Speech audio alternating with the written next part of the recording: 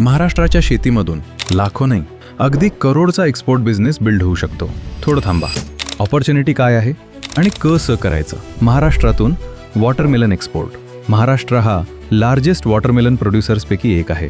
पण इंटरेस्टिंग गोष्ट काय आहे माहीत आहे? इंडियामध्ये सप्लाय जास्त असते, पण बाहेर डिमांड खूप स्ट्रॉंग असते.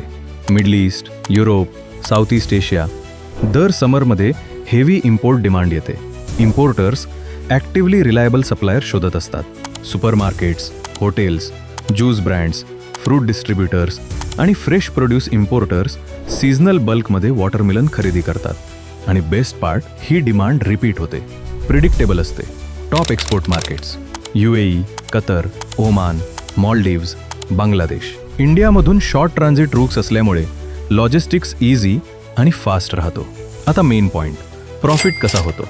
पीक हार्वेस्टमध्ये शेतकरी मंदीमध्ये लो किमतीत विकतात, पण एक्सपोर्ट मार्केट ग्रेडेड पॅक्ड वॉटरमेलनसाठी 2 ते 4 पट जास्त पे करतो. म्हणजे सेम प्रोडक्ट पण मार्केट बदलला आणि मार्जिन वाढला.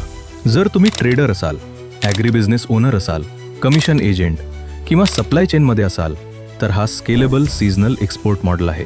कमेंट करा वॉटरमेलन आणि फॉलो करा फ्रूट एक्सपोर्ट बिझनेस शिकण्यासाठी.